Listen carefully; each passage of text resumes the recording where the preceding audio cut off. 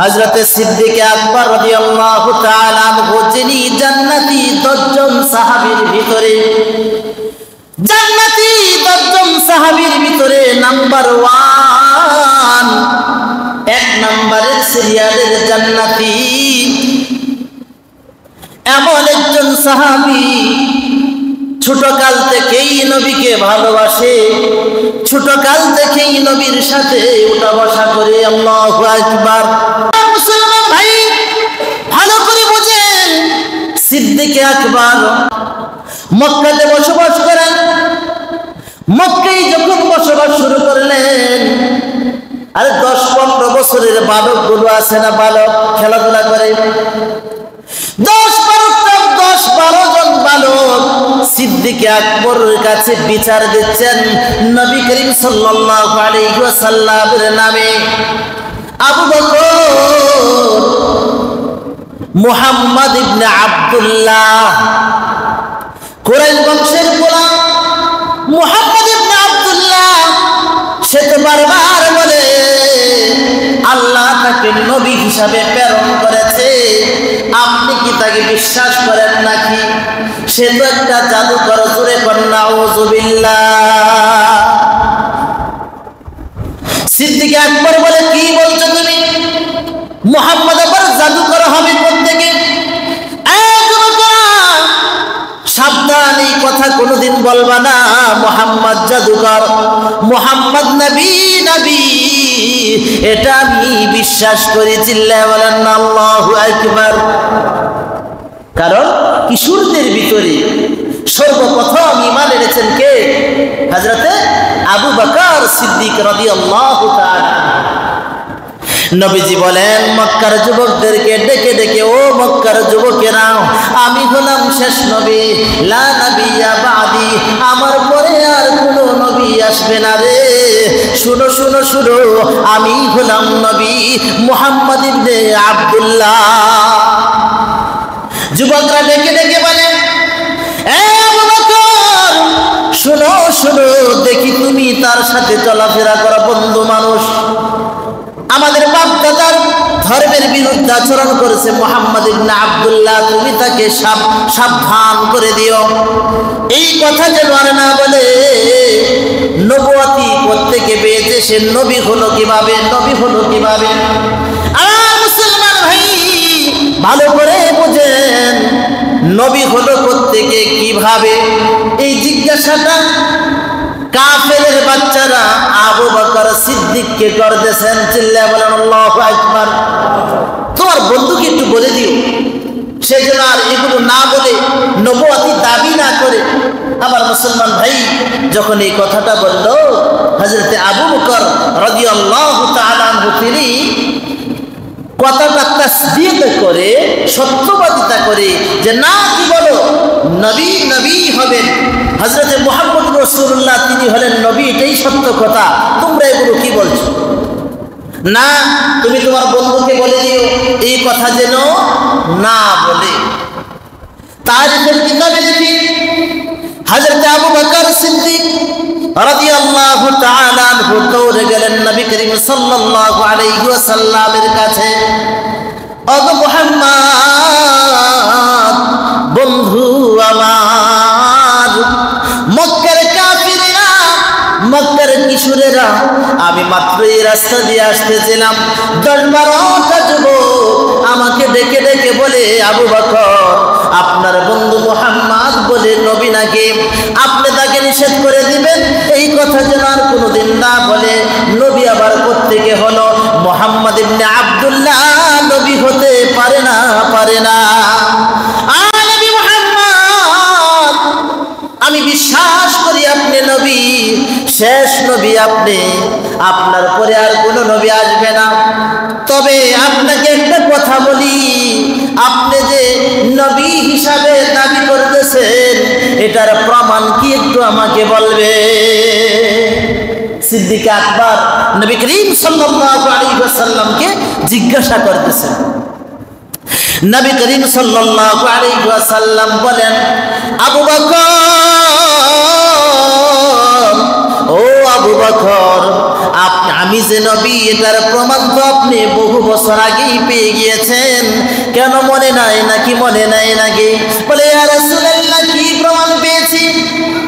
বলে কেন আপনার মনে নাই?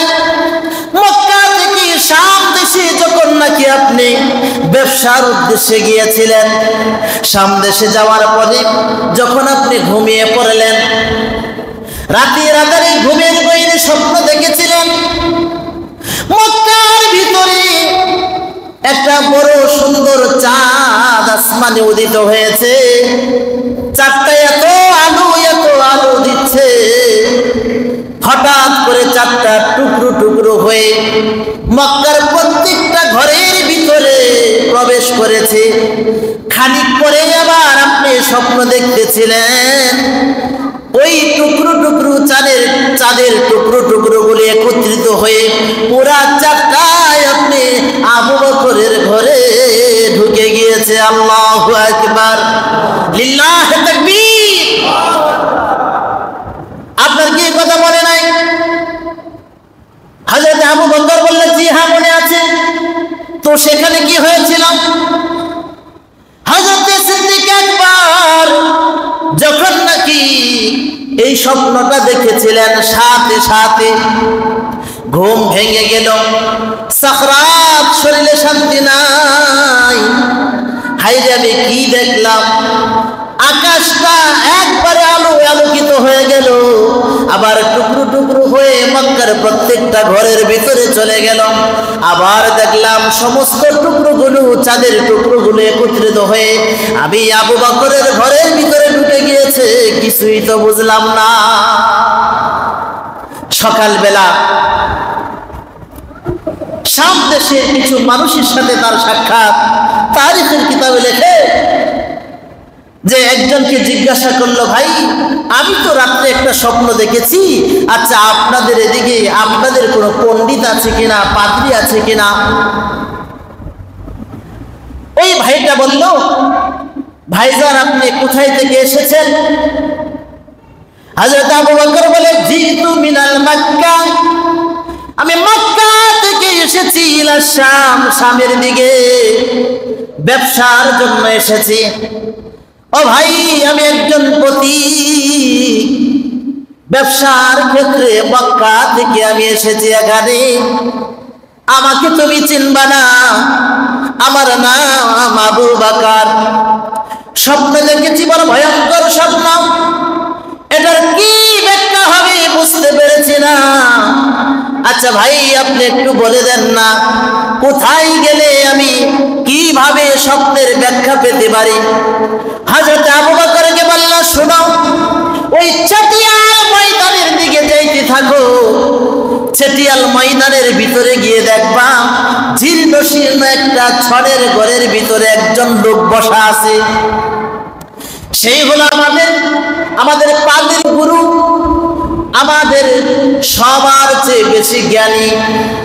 ওই পাদ্রীকে গিয়ে জিজ্ঞাসা করো। সকল মানুষ, শাম দেশের অধিকাংশ মানুষ তার কাছে গিয়ে জিজ্ঞাসা করে স্বপ্নের তাবির জেনে নেয়। আপনার আমার স্বপ্নের অবস্থা তো, রাত্র যদি দেখি 5 তারা শেরাটন হোটেলের ভিতরে বসে আছি, আপনার কি সুন্দর ঘুম, হ্যাঁ, সকালবেলা দেখি যে সিরা খেতার ভিতরে শুয়ে আছি। কথা ঠিক কিনা? আমার মুসলমান ভাই, হযরত আবু বকর দৌড়ে গেলেন, ঠিক গিয়ে দেখলেন একটা চেটিয়াল ময়দানের ভিতরে জীর্ণ শীর্ণ ঘরের ভিতরে একজন মানুষ বসে আছে। যেই নাকি হযরত আবু বকরকে দেখলেন, সাথে সাথে বলতেছেন, আহলান সাহলান ওয়া মারহাবান, ও আবু বকর আপনাকে সাদর আমন্ত্রণ জানাচ্ছি, আপনি আসেন। চিল্লা বলেন আল্লাহু আকবার। পাদ্রী নাকি বলে, আবু বকর আপনি আসেন গো আসেন, আপনার নাম আবু বকর না? জি হ্যাঁ আবু বকর। সিদ্দিক আকবর যখন ডেকে বললেন, ওগো পাদ্রী সাহেব, আমার নাম আপনি কিভাবে চিনলেন, জানেন কিভাবে? জিতু মিনাল মক্কা ইলা শাম, শামের দিকে এসেছি ব্যবসা করার জন্য। আপনার সাথে কোনোদিন আমার দেখা হয় নাই, আপনার সাথে কোনোদিন আমার কথা হয় নাই, আপনার চেহারা কার আমি দেখি নাই, আপনি আবার আমার নাম কিভাবে জানলেন? আবার মুসলমান ভাই, ও মুসলমান ভাই বোনেরা, ভালো করে বোঝেন, কিতাবের ভিতরে লেখা শত শত বছর আগে খ্রিস্টান পাদ্রী তাদের কিতাবের ভিতরে দেখেছে যে শাম দেশের ভিতরে আবু বকর নামে একজন আসবে, এরকম এরকম স্বপ্ন দেখবে। আমার মুসলমান ভাই বললেন, আবু বকর আপনি আসবেন এটা আমি জানি, আপনার নাম আবু বকর, আচ্ছা কেন এসেছেন? তিনি তো আগের থেকেই জানেন। তারপরেও কৌতূহল বশত জিজ্ঞাসা করলেন, আবু বকর আপনি কেন আসলেন বলেন? বলে, পাদ্রী আমি গত রাত্রে স্বপ্নে দেখেছি মক্কার আকাশে একটা চাঁদ উদিত হয়েছে, পূর্ণিমার চাঁদকেও হার মানাবে এমন একটা চাঁদ আমি দেখেছি। এত আলো দিচ্ছিল, হঠাৎ করে দেখি চাঁদটা টুকরো টুকরো হয়ে মক্কার প্রতিটা ঘরের ভিতরে প্রবেশ করেছে। চিল্লায়া বলেন না আল্লাহু আকবার। শুধু তাই নয়, খানিক পরে আমি দেখলাম সমস্ত চাঁদের ভাঙা ভাঙা টুকরোগুলো একত্রিত হয়ে পুরো চাঁদটাই আমি আবু বকরের ঘরের ভিতরে প্রবেশ করেছে। চিল্লায়া বলেন না আল্লাহু আকবার। পাদ্রী ডেকে ডেকে বলে, আবু বকর, ও আবু বকর, আমি জানতাম কিতাবের ভিতরে পড়েছি যে শেষ জামানায় আবু বকর নামে একজন আমার কাছে আসবে, যে নবুয়াতি যাচাই করার জন্য, শেষ নবীর নবুয়াতি যাচাই করার জন্য সে শেষ নবীর বন্ধু হবে। বন্ধু, চিল্লায়া বলেন না আল্লাহু আকবার। শেষ নবীর কি হবে? একটু জোরে বলেন না। বন্ধু হবে। আল্লাহ তাআলা তাওরাত, জাবুর, ইনজিল প্রত্যেকটা কিতাবে তিনি লিখে দিয়েছেন, সব কিছু আগাম পূর্বাভাস দিয়ে দিয়েছেন যে শেষ জামানার নবী আসতেছে, মুহাম্মদ ইবনে আব্দুল্লাহ আসতেছে, তার বন্ধু হবে আবু বকর, এরকম ভাবে ডিটেইলস সব লিখে দিয়েছেন। আমার মুসলমান ভাই ভালো করে বোঝেন, হযরতে আবু বকর সিদ্দিক আকবর যখন বললেন, ওগো পাদ্রী আমি এরকম হতে দেখেছি, আমাকে এই স্বপ্নের তাবিরটা একটু বলে দেন। পাদ্রী ডেকে বলেন, আবু বকর শুনেন শুনেন, এই স্বপ্নের তাবির একমাত্র কেবলমাত্র আমি জানতাম আপনি আবু বকর ছাড়া পৃথিবীর অন্য কোনো মানুষ দেখবে না। কেন জানেননি? তার কারণ হলো আগে নাম্বার তাজদারে মদিনা সরকারে দু আলম মুহাম্মদুর রাসূলুল্লাহ, চিল্লায়া বলেন না সাল্লাল্লাহু আলাইহি ওয়াসাল্লাম, তিনি শেষ নবী। তার নবুয়তি দাবি করবে এবং তাসদীক করার জন্য আপনি আসবেন দলিল প্রমাণ নেওয়ার জন্য। আবু বকর আপনি মনে রাখেন, এটা হলো মুহাম্মদুর রাসূলুল্লাহ সাল্লাল্লাহু আলাইহি ওয়াসাল্লামকে বোঝানো হয়েছে তিনি যে নবুয়তি নিয়ে আসবেন, নবুয়তের আলো, ঈমানের আলোটা মক্কার প্রতিটা ঘরে ঘরে প্রবেশ করবে। আর পুরা মক্কার ঘরে যতটুকু আলো ঢুকেছে, পুরা আলোটাই একত্রিত হয়ে আপনি আবু বকরের ঘরে ঢুকবে। চিল্লায়া বলেন না সুবহানাল্লাহ। আবু বকর কেন বলছে জানেননি? আপনি একমাত্র কেবলমাত্র আপনি শুধু আকায়ে নামদার তাজদারে মদিনা মুহাম্মদ ইবনে আব্দুল্লাহ সাল্লাল্লাহু আলাইহি ওয়াসাল্লামের সহচর হবেন, বন্ধু হবেন, তার কাছে দাঁড়িয়ে সব সময় আপনি থাকবেন। চিল্লায়া বলেন না সুবহানাল্লাহ। নবীজি যখন এই কথাটা সিদ্দিক আকবরকে বললেন, সিদ্দিক আকবর তখন বললেন, ঠিকই তো ইয়া রাসূলুল্লাহ, আসলেই তো ঠিক। আসলে কি? ঠিক আমার মনে পড়েছে, আমি শাম দেশে যখন ব্যবসার জন্য গিয়েছিলাম তখন তো আমি আসলেই এরকম দেখেছিলাম। ইয়া রাসূলুল্লাহ, আমি ঈমান নিতে চাই। চিল্লায়ে বলেন না সুবহানাল্লাহ। সিদ্দিক আকবর ঈমান নিয়ে গেলেন, মুসলমান হয়ে গেলেন। মুসলমান হওয়ার সাথে সাথে বলতেছে, ইয়া রাসূলুল্লাহ, ইয়া হাবিবাল্লাহ, আমাকে অনুমতি দেন।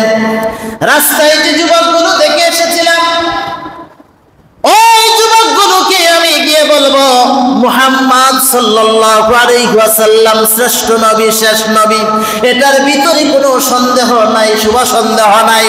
আমি মক্কাতে নামাজ আদায় করব, আমি মক্কার যত কাফের আছে আপনাকে ডিস্টার্ব করে সকলকে বলে দেব, সকলকে বলে দেব।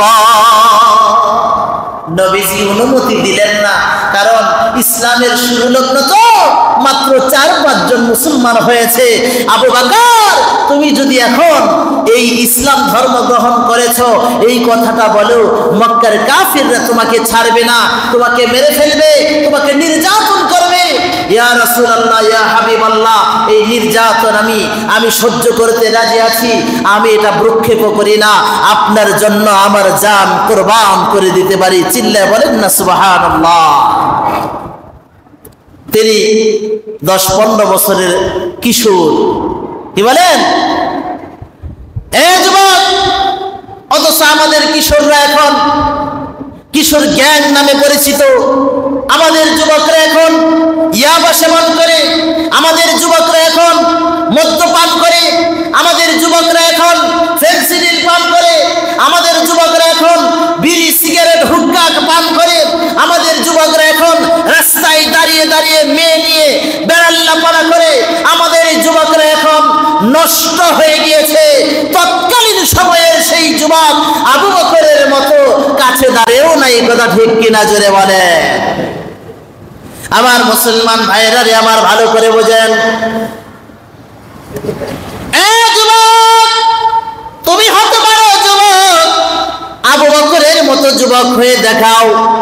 আবু বকর যেরকম নাকি নবী করিম সাল্লাল্লাহু আলাইহি ওয়াসাল্লামের সুন্নতের সাজে সজ্জিত হয়েছিল, অথচ আমাদের যুবকরা এমন হয়, মেসি বলেন, রোনালদো বলেন, এই বলেন, সেই বলেন। সামনে তো খেলা আসতেছে, ফুটবল খেলা বছরে একবার আসে, দেখবেন প্রতিটা বাসার উপরে মেসি, রোনালদো, এই সেই সে প্রত্যেকটার পতাকা ঝোলানো থাকে। শুধু তাই নয়, জার্সিগুলো পরিধান করে, শুধু তাই নয়, মেসি রোনালদো যেভাবে চুলটা কাটিং দেয় ঠিক সেইভাবে কাটিং দেয়, কথা ঠিক কিনা?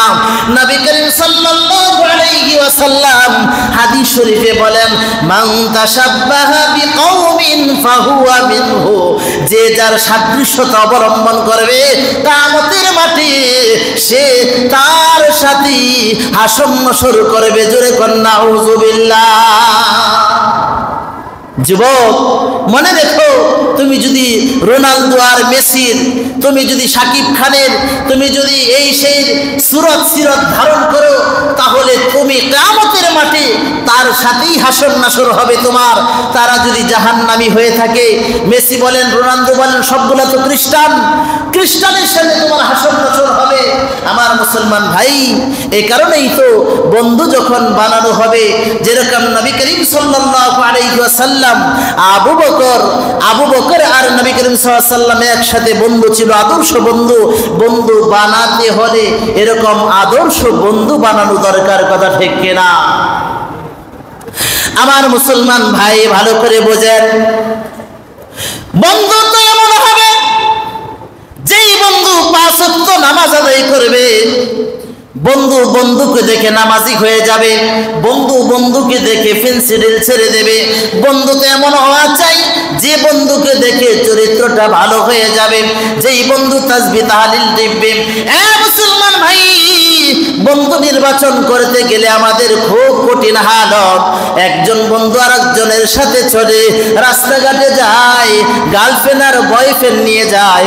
আমার মুসলমান ভাইরা, আবার এক বন্ধু আরেক বন্ধুরে ধর্ষণ করার জন্য সহযোগিতা করে, কথা ঠিক কিনা? অথচ হযরতে সিদ্দিক আকবর রাদিয়াল্লাহু তাআলা আনহু বিশ্বনবীর সাথে যে বন্ধুত্ব করেছেন, কাফিরের অত্যাচার থেকে, সাপের কামড় থেকে হেফাজত করেছেন। কথা ঠিক কিনা? আবার মুসলমান ভাই ভালো করে বোঝেন, কিতাবের ভিতরে যা লেখা, তারিখের কিতাব খুলে দেখুন। ও মুসলমান ভাই, সিদ্দিক আকবর রাদিয়াল্লাহু তাআলা আনহু নবী করিম সাল্লাল্লাহু আলাইহি ওয়াসাল্লামের দরবার থেকে এসে দেখেন ওই 10-12টা যুবক এখনো পর্যন্ত রাস্তায় হাসি তামাশা করতেছে। বলে, যুবকরা এদিকে আসো, এ মক্কার যুবক, শোনো শোনো, তোমরা একটু আগেই তো আমার কাছে কমপ্লেন করেছিলে মুহাম্মদ ইবনে আব্দুল্লাহর নামে, সে নবী দাবি করে তোমরা মানতে চাও না। আমি তোমাদেরকে একটা কথা স্পষ্ট ভাবে বলে দেই, মুহাম্মদ ইবনে আব্দুল্লাহ হলেন তামাম জাহানের শ্রেষ্ঠ নবী, এটাই সত্য। চিল্লায়ে বলেন না আল্লাহু আকবার। আওয়াজে হয় নাই লিল্লাহি তাকবীর, লিল্লাহি তাকবীর।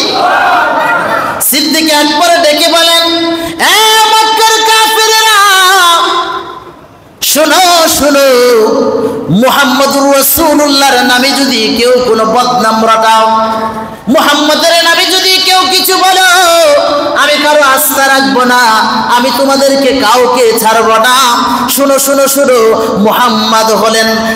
মুহাম্মদ হলেন শ্রেষ্ঠ নবী এবং আল্লাহর নবী, প্রেরিত নবী। এর প্রমাণ আমি পেয়েছি। মক্কার কাফেরের বাচ্চারা রে, এই কথা নিয়ে আর দ্বিতীয়বার কোনো প্রশ্ন তুলিও না, আমি নিজেও মুসলমান হয়ে গিয়েছি। এ বন্ধু, তারিখের কিতাবে লেখে সিদ্দিক আকবর যখন নাকি এই কথাটা বললাম, সাথে সাথে মক্কার যুবকেরা এমন ভাবে প্রহার শুরু করলো, বন্ধুরে কেউ থাপ্পড় দিচ্ছে, কেউ খেল ঘুষি দিচ্ছে। এরকম ভাবে কিতাবের ভিতরে লেখে হযরত আবু বকর রাদিয়াল্লাহু তাআলা আনহু তিনি এমন আঘাত পেয়েছেন। একটা যুবক নিজের করমগুলো, জুতাগুলো, আগের জামানায় আপনার মুরব্বীদেরকে দেখছি কাঠ দিয়ে করম বানাইতো। জুতা তো ছিল না 30-40-50 বছর আগে, নাকি বাজার খরম বলতো মুরব্বীরা। কি বলে? খরম। আর তৎকালীন সময় তো জুতার কোনো বালাইই ছিল না। দেখবেন নবী করিম সাল্লাল্লাহু আলাইহি ওয়াসাল্লামের নেটে যে জুতা ভাইরাল, ওইটাও দেখবেন কাঠের তৈরি, খরম বলে। খরম এক ধরনের। তো এটার ভিতরে সত্য মিথ্যার একটা লেশ গন্ধ আছে। কেউ বলে এটা ইহুদিরা বানিয়ে এমনি রেখে দিয়েছে, আবার কেউ বলে না, আসলে এটা জাদুঘরে রাখা হয়েছে। এক একজনে এক এক কথা বলে। আচ্ছা, এটা বড় ইম্পর্টেন্ট বিষয় না, আমার বোঝানোর বিষয় হলো তৎকালীন সময়ে করম ব্যবহার করা হতো পায়ের জুতো হিসাবে। কিতাবের ভিতরে লেখে একজন যুবক তার পা থেকে খরম খুলে হযরতে আবু বকরের এই চোয়ালের ভিতরে, আপনার কপালের ভিতরে আঘাত করেছে। আঘাত করার সাথে সাথে আপনার কপালটা ফেটে পিনকি দিয়ে রক্ত বের হচ্ছে, টপ টপ করে রক্ত জমিনে বেয়ে পড়ছে। চিল্লায়ে বলেন নাউযুবিল্লাহ। হযরত সিদ্দিক আকবর ডেকে বলেন, এই যুবকেরা, তোমরা যদি আমারে মেরে ফেলো, তারপরেও মুহাম্মদকে আমি ভুলবো না। মুহাম্মদ আমার বন্ধু, মুহাম্মদ আমার দোস্ত। যুবকেরা, তিনি হলেন শেষ নবী, তিনি হলেন সর্বশ্রেষ্ঠ নবী। ওয়ামা আরসালনাকা ইল্লা রাহমাতাল লিল আলামিন। তিনি হলেন সকল জাহানের সৃষ্টি জীবের জন্য রহমত স্বরূপ শেষ নবী। ও বন্ধুরে, লা নাবিয়্যা বাদি, তারপরে আর কোন নবী আসবে না। কিতাবের ভিতরে লেখে হযরত আবু বকর রাদিয়াল্লাহু তাআলা আনহুকে মারতে মারতে বেহুশ করে ফেললেন। বেহুশ অবস্থায় রেখে ফেলে চলে গেল। কেউ না কেউ তার ভাইদেরকে খবর দিল, এই শুনছনি, তোমার ছোট ভাই আবু বকর ইবনে কুহাফা হলো ওনার বাবার নাম। আবু বকর ইবনে কুহাফা তিনি রাস্তায় লুটে পড়ে আছেন। বড় ভাইদেরকে যখন নাকি খবর দিল, দৌড়ে এসে যখন নাকি দেখলেন মাটিতে লুটে পড়ে আছে, ব্লিডিং হচ্ছে, দৌড় থেকে চিল্লায় চিল্লায় বলতেছে, কে রে? আমার ভাই আবু বকরকে মেরেছ, খবর আছে খবর আছে, তোদেরকে যদি ধরতে পারি তাহলে তোদের উপায় রাখবো না, আর দ্বিতীয়বার যদি আমার ভাই আবু বকরকে আঘাত করার চেষ্টা করার তাহলে আমাদের বংশ দেখে আর খারাপ মানুষ কোনোদিন কেউ হবে না রে। তারিখের কিতাব দেখেন না খুলে, আল বিদায়া ওয়ান নিহায়া, অনেক বড় কিতাব, তারিখে দিমস্ক 150 খণ্ডের কিতাব খুলে দেখেন, তারিখুল ইসলাম খুলে দেখেন, ও বন্ধুরে খুতুবাতগুলো খুলে দেখেন, নবী করিম সাল্লাল্লাহু আলাইহি ওয়াসাল্লামের জীবনীগুলো শুনলে পরে আমাদের দিলগুলো নরম হয়, কথা ঠিক কিনা জোরে বলে। আমার মুসলমান ভাই ভালো করে বুঝেন, হযরতে আবু বকর রাদিয়াল্লাহু তাআলা আনহু তাকে ধরে নিয়ে তার ভাইয়েরা বিছানায় শুয়ে দিল, মা চিল্লায়া ডুকরে ডুকরে কান্না করে দিয়েছে, আবু বকর তোমার এই হালত কে করেছে? আমি ছাড়বো না রে। এই বাবারা, একবারেও ছাড়বে না। আমার আবু বকর, আমার আদরের দুলাল, আমার আবু বকর রে কে জানি আঘাত করেছে রে, ছাড়বি না ছাড়বি না। হযরত আবু বকর ব্লিডিং হইতে হইতে, রক্ত যেতে যেতে একেবারে লুজার, শরীর দিয়ে উঠতে পারেন না, চোখগুলো খুলতে পারেন না। ডাক্তার আনা হলো, তাকে রক্ত পুশ করা হলো। হযরতে সিদ্দিক আকবর এখন একটু সুস্থর দিকে, কিতাবের ভিতরে লেখেন হযরতে সিদ্দিক আকবর আবু বকর চোখগুলো খুলেই সাথে সাথে বলতেছে, আম্মা জান, মুহাম্মদ ইবনে আব্দুল্লাহ কেমন আছে? আমার এই খবরটা বলেন না। আল্লাহু আকবার, লিল্লাহি তাকবীর।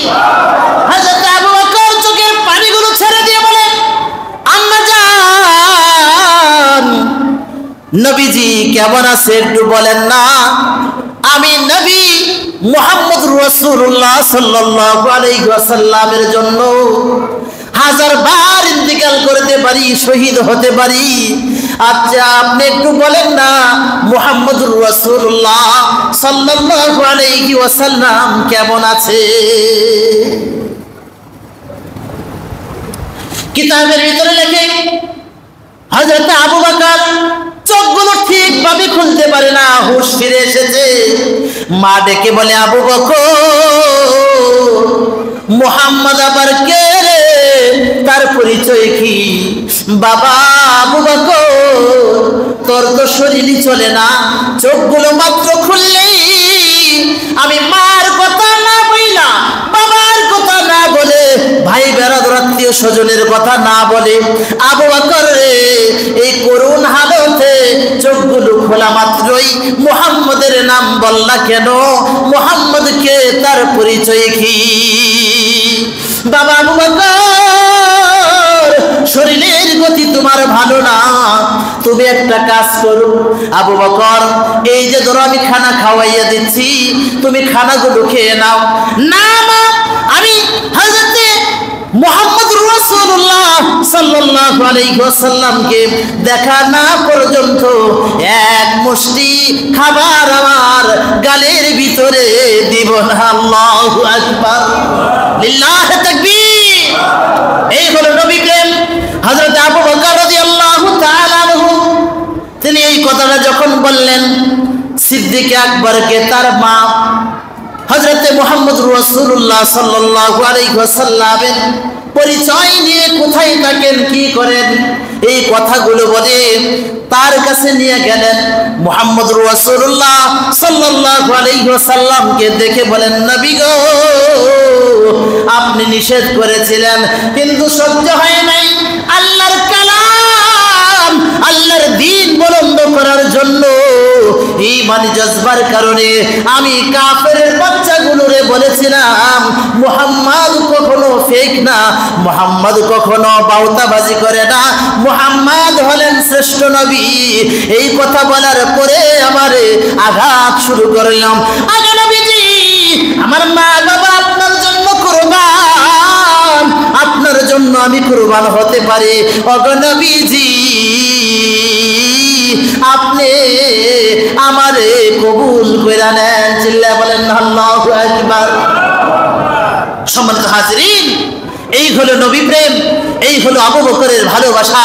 শুধু তাই নাকি, আল্লাহ তো বলেই দিয়েছেন হযরত আবু বকরের সাথে বন্ধুত্ব হবে। কেমন বন্ধু?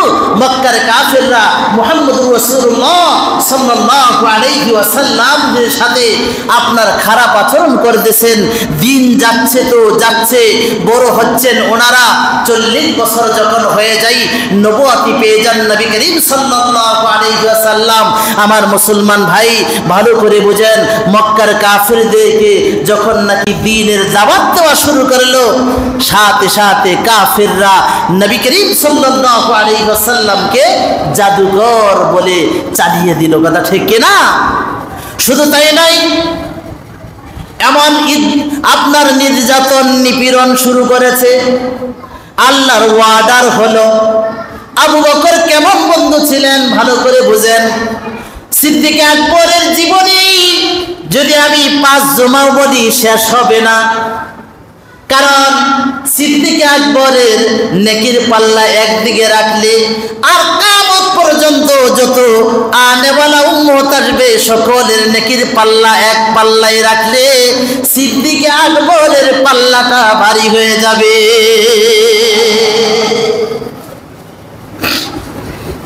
10 জন জান্নাতি সাহাবীর ভিতরে সর্বপ্রথম সাহাবী হলেন সিদ্দিক আকবর রাদিয়াল্লাহু তাআলা আনহু। হযরত আবু বকর রাদিয়াল্লাহু তাআলা আনহুকে নবীজি ডেকে বলেন, বন্ধু, আমাদের হতে পারে হিজরত করতে হতে পারে, তবে কখন কোন সময় যেতে হবে জানি না। আপনি আবু বকর, আপনি প্রস্তুত থাকেন। যেই কথা শুনলেন সিদ্দিক আকবর সেদিন রাত থেকে আর কোনোদিন ঘুমান না। কিতাবের ভিতরে লেখা নবী প্রেম কাকে বলে, কেমন ছিলেন আবু বকর। হযরত আবু বকর দিন গলে রাত্র যায়, দিন গলে রাত্র যায়। কখন জানি নবীজি মক্কা থেকে মদিনায় হিজরত করে রে। আর তিনি মক্কা থেকে মদিনায় হিজরত করার সময় আমি আবু বকরকে যদি দরজায় একবারের জায়গায় দ্বিতীয়বার ডাক দিতে হয়, আমার নবী আবু বকর, আমার নবী মুহাম্মদুর রাসূলুল্লাহ সাল্লাল্লাহু আলাইহি ওয়াসাল্লামের কষ্ট হয়ে যাবে। সিদ্দিক আকবর গোবান না। মক্কার কাফেররা মুহাম্মদুর রাসূলুল্লাহ সাল্লাল্লাহু আলাইহি ওয়াসাল্লামের উপরে নির্যাতন বাড়িয়ে দিল। না না না, অত্যাচার সহ্য না করে আল্লাহ পাক রব্বুল আলামিন ওয়াদার করে দিলেন, নবী মুহাম্মদ আমার বন্ধু হাবিবুল্লাহ, আপনার মাতৃভূমি ছেড়ে দিয়ে মদিনার পানে আজকে রাত্রে আপনাকে সফর করতে হবে। তারিখের কিতাবে লেখে মুহাম্মদুর রাসূলুল্লাহ সাল্লাল্লাহু আলাইহি ওয়াসাল্লাম তিনি নিজের ঘাটুরিগুলো রেডি করে আবু বকরের বাসার পাশে গেল। রাত্রে গিয়ে আবু বকরকে শুধু বললেন, আবু বকর চলো মক্কায় যেতে হবে, মদিনায় যেতে হবে, হিজরতে যেতে হবে। সাথে সাথে হযরত আবু বকর দরজাটা খুলে দিল, লাব্বাইকা ইয়া রাসূলুল্লাহ, আল্লাহু আকবার।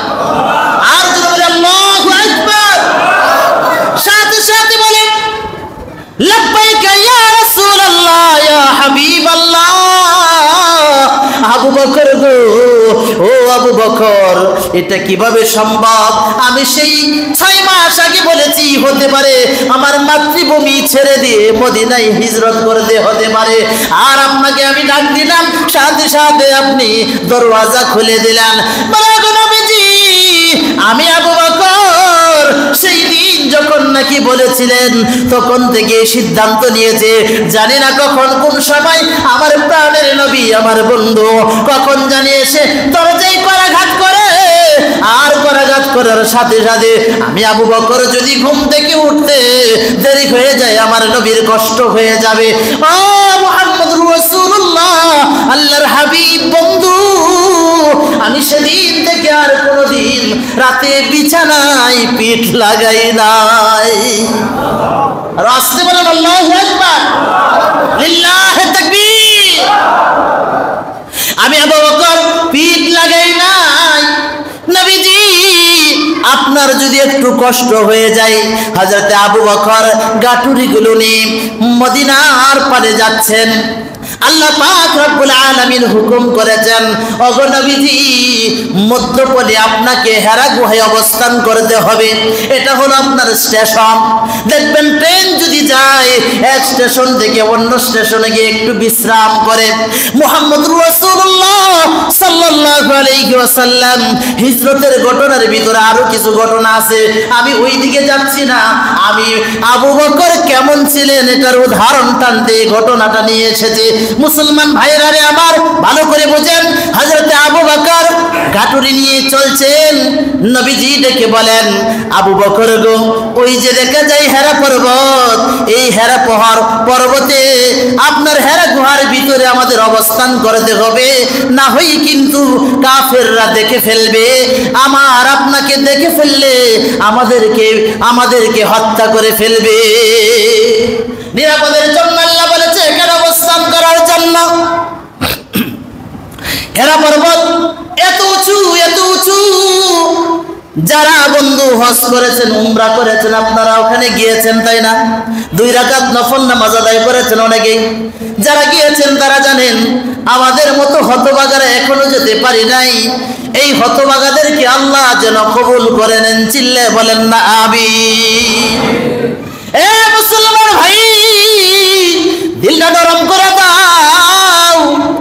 সিদ্দিক আকবর যখন নাকি দেখলেন নবীজি ক্লান্ত হয়ে গিয়েছেন উঠতে উঠতে, সিদ্দিক আকবর ডেকে বলে, ওগো নবীজি এই যে ধরেন আবু বকর আপনার বাহন হয়ে গেল, আপনি আমার কাঁধে একটু উঠেন, আমি আপনার জায়গা মতো পৌঁছে দিব। চিল্লে বলেন না আল্লাহু আকবার, লিল্লাহি তাকবীর। নবীজি যখন নাকি 2 বন্ধু হেরা গুহার সামনে চলে গেল, হযরতে আবু বকর ডেকে ডেকে বলেন, নবী গো আপনি একটু ওয়েট থাকেন, এখানে অপেক্ষা করেন, আমি ভিতরের অবস্থাটা একটু দেখে আসি, আমাদের ওয়েটিং রুমটা একটু ক্লিন করে আসি, না হয়তো বসবাসযোগ্য নয়, বসে থাকার মতো না। সিদ্দিক আকবর দৌড়ে যখন নাকি ঘরের ভিতরে ঢুকলো, হেরা গুহার ভিতরে, দেখে চতুর্দিকে ছোট ছোট গর্ত করা আছে। সিদ্দিক আকবর চিন্তা করলেন, এটা তো পর্বত পাহাড়, হতে পারে সাপ বিচ্ছুর ভয় হতে পারে। সিদ্দিক আকবর পাগড়িটা খুলে মাথা থেকে পাগড়িটা ছিঁড়ে ছিঁড়ে ছিঁড়ে ছিঁড়ে যতগুলো গর্ত ছিল প্রত্যেকটা গর্তকে আপনার ঢেকে দিল, মুখ বন্ধ করে দিল। পাগড়িও শেষ, একটা গর্ত মাত্র খোলা আছে। আমার মুসলমান ভাই, সিদ্দিক আকবর তখন চিন্তা করলেন, এটা কিভাবে কি করা যায়? যদি কোনো বিষধর সাপ বা বিচ্ছু এটা দিয়ে এসে আমাদেরকে ধ্বংসন করে, নবীরে ধ্বংসন করে, তাহলে তো বড় মুশকিল হয়ে যাবে। আমরা এখানে অবস্থান করবো, এটার ব্যবস্থা করা দরকার। কিতাবের ভিতরে তারিখের কিতাবে লেখে সিদ্দিক আকবর নবীকে বললেন, আহলান সাহলান ওগো নবীজি, আমাদের ওয়েটিং রুম একবারে কমপ্লিট, এখন বিশ্রাম করা যায়। সিদ্দিক আকবর বসে গেলেন। যখন বসে গিয়ে নিজের রানখানা একটু এগিয়ে দিলেন, নবী গো আমার এই রানখানা আপনি আপনার বালিশ হিসাবে গ্রহণ করতে পারেন, আপনাকে আমন্ত্রণ করা হলো। নবীজি ক্লান্ত শ্রান্ত শরীর মোবারক নিয়ে শরীরটা একটু এলিয়ে দিল। আবু বকর রাদিয়াল্লাহু তাআলা আনহুর রানের উপরে মাথাটা দিয়ে দিয়েছেন। হযরত আবু বকর যেই আপনার পা রান রেখেছিল, ওই পাটা আপনার ওই ছিদ্রটা বন্ধ করার জন্য পাটা ব্যবহার করেছে, চাপ দিয়ে ধরে রেখেছে। আমার মুসলমান ভাই, নবীজি ঘুমিয়ে গেলেন। সিদ্দিক আকবর টের পেলেন গর্তের ভিতরে হয়তো বা বিষধর সাপ আছে। সাপ বারবার তাকে পায়ের ভিতরে আঘাত করে দিয়েছে।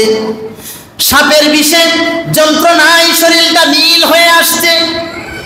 আর বিষের যন্ত্রণা সহ্য না করতে করতে নবীজির আপনার মাথা তো উরুর উপরে এরকম টপ টপ করে দুই একটা কান্নার পানি নবীজির চেহারা মুবারকে শরীরে পড়ে গেল। নবীজির ঘুমটা ভেঙে গেল। আবু বকর, আপনি কাঁদছেন কেন গো? চোখের পানি কেন? ইয়া রাসূলুল্লাহ, ইয়া হাবিবাল্লাহ, আমি তো অনেকগুলো গর্ত দেখেছি, এই গর্তগুলো পাগড়ি ছিঁড়ে ছিঁড়ে বন্ধ করেছি, অবশেষে একটা গর্ত বাকি ছিল। নবীজি নিরাপত্তাজনিত কারণে আমার পা দিয়ে ঢেকে রেখেছিলাম।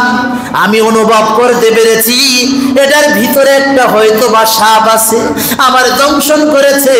বিষের জ্বালা সহ্য করতে না পেরে গো নবী চোখ দিয়ে পানি পড়তেছে, এই চোখের পানিটাই আপনার শরীরে পড়েছে। নবী গো, আমার ক্ষমা করে দেন, আপনার ঘুমটা ভেঙে গিয়েছে। মানে আবু বকর, আপনি আমার জন্য এত কষ্ট করে দিয়েছেন, পাটা আপনি দেন দেখি।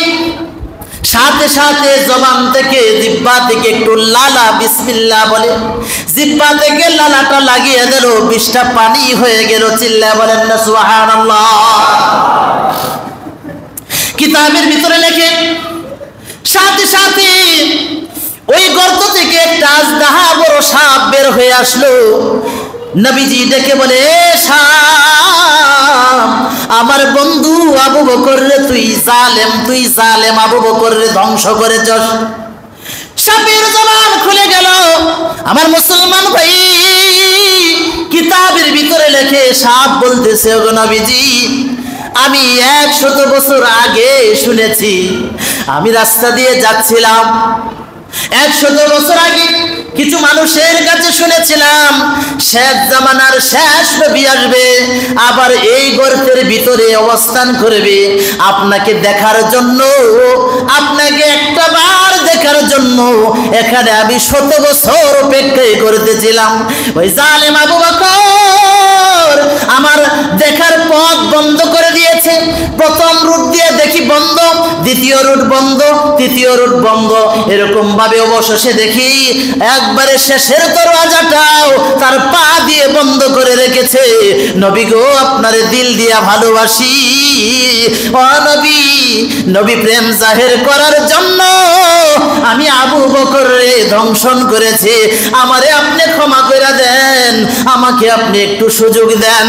এ মুসলমান ভাই, আমরা নবী প্রেম, আপনার নবী প্রেম আশিক রাসূল কি করে, কিন্তু একটা সাপের মতো না। 11 মাসের 12 মাসের ভিতরে 1 মাস নবী প্রেম দেখাইয়া আর 11 মাসের ভিতরে কোন নবী প্রেম জাহির করি না, কথা ঠিক কিনা? আমার মুসলমান ভাই, ভালো করে বুঝেন, নবী করিম সাল্লাল্লাহু আলাইহি ওয়াসাল্লামকে ভালোবাসতে হলে দিল থেকে ভালোবাসতে হবে, কথা ঠিক কিনা? এমন ভালোবাসা যেটা নাকি মুনাফিকি ভালোবাসা। জবান দিয়ে বললাম ইয়া রাসূলুল্লাহ, ইয়া হাবিবাল্লাহ, আবার অন্তর দিয়ে ভালোবাসলাম না। যখন রাসূলকে নাকি আপনার বাংলার জমিনে আপনার রাসূলের বিরুদ্ধাচরণ করে, অসম্মানী হানি করে, আমার মুসলমান ভাই শত শত তাওহীদি জনতা রাস্তায় নামে, কিন্তু কিছু আশেকে রাসূল নামে কুলাঙ্গাররা রাস্তায় নামে না, কথা ঠিক কিনা? আল্লাহ তাআলা আপনি আমাকে আবু বকরের মতো ভালোবাসা দিয়ে রাসূলকে ভালোবাসার তৌফিক দান করুক, জোরে কন্যা আমিন।